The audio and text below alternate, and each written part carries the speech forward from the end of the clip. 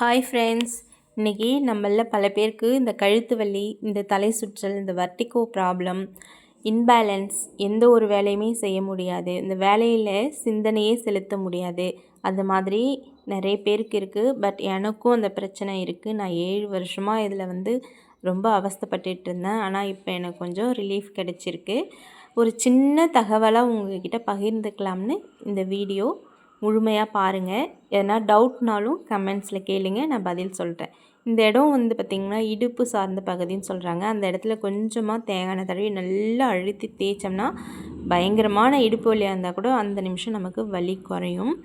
இது கால் அந்த கட்டை விரலில் முட்டி இருக்குது பார்த்திங்களா, இது கழுத்து சார்ந்த பகுதி. இந்த பகுதியில் கொஞ்சமாக தேங்காய் எண்ணெயை தடவி நல்லா இந்த 2 விரலாலையும் நல்லா வச்சு தேய்க்கணும். தேய்க்கும் போதே நமக்கு பயங்கரமாக வலிக்கும். ஃபஸ்ட் டைம் செய்யும்போது மயக்கம் அதிகமாக இருக்கிறவங்களுக்கு ஃபஸ்ட் டைம் செய்யும்போது கண்டிப்பாக மயக்கம் வரும். பயந்துடக்கூடாது. மயக்கம் வரும்போது விட்டுட்டு ரிலாக்ஸ் ஆகிட்டு அடுத்த நாள் அதே மாதிரி தேங்காய் எண்ணெயை தடவி நல்லா தேய்க்கணும். தேய்க்கும் போதே அந்த இடம் நமக்கு பயங்கரமாக வலி இருக்கும், தாங்கவே முடியாது. பட் உங்களால் கை விரலால் செய்ய முடியல அப்படின்னும்போது ஒரு பேனாவோ ஒரு பென்சிலோ எடுத்து அந்த இடத்துல தேய்க்கலாம்.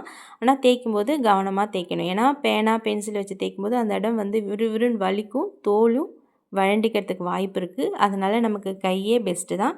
கையால் நல்லா தேய்ச்சிக்கிட்டே இருந்தீங்கனாலே கண்டிப்பாக இதில் ரிலீஃப் கிடைக்கும். கழுத்து வலி பயங்கரமாக இருக்கும்போது நீங்கள் தேய்ச்சிங்கன்னா கூட கழுத்தை இப்படி இந்த சைடு திருப்பினா கூட உடனே நமக்கு ரிலீஃப் கிடைக்கும். பட் ஆனால் நம்ம எடுத்துருக்கிற மாத்திரையை எக்காரணத்தை கொண்டு விடக்கூடாது. மாத்திரையும் எடுத்துக்கணும், இதையும் செய்யணும். செஞ்சுக்கிட்டே வாங்க, கண்டிப்பாக நமக்கு ரிலீஃப் கிடைக்கும். அந்த கட்டை விரல்லேருந்து அந்த கால் முடிகிற வரையுமே நீங்கள் நல்லா தேய்ச்சி நல்லா மசாஜ் பண்ணலாம்.